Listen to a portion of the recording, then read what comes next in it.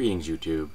A YouTube acquaintance, Malin from the Uninhabited Planets channel, mentioned something today about visiting an ice cream parlor in Europe.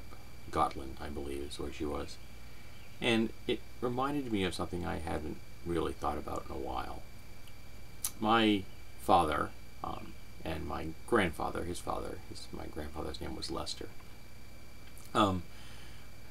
both worked at a place called Martz's Creamery, and my grandfather worked there for pretty much his entire life, from when he got out of the Navy at the end of World War II until he retired. And he did refrigeration. He took care of the refrigeration unit that kept the milk and cream fresh and the ice cream solid. Ammonia refrigeration, and somewhere around my reference library I actually have reference books about how to maintain ammonia refrigeration units. Not that I think they're going to be all that appropriate in my life. I don't have a refrigeration unit that uses ammonia. But it reminded me of a memory. They made the ice cream right at the creamery, right there. And as a child, and I'm young enough that I can barely remember this experience, my grandfather would let me go in and just choose a tub of ice cream. And these aren't tubs of ice cream. Tubs of ice cream are 2 feet deep and this big around, and just choose a flavor and I can have ice cream out of the tub.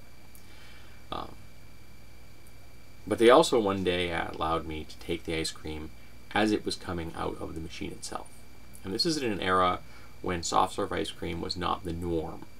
This is in an era when ice cream was put into these large tubs, and when you wanted to purchase it, they would hand pack a smaller container for you to take home. And I actually own one of the ice cream scoops from the creamery that was used to hand pack the ice cream. And it was a blade style ice cream scoop. It's not a scoop like this. It's more of a scoop like this, very shallow, but it's almost the same size of my palm. You would pack it in so there would be very little air in there.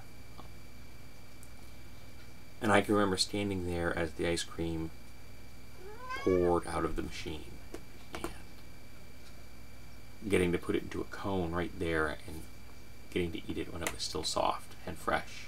And it was the newest ice cream in the world, essentially. And it was mine.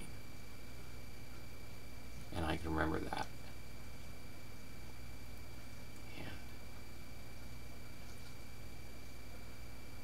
Lester had his faults, but that was a very pleasant memory.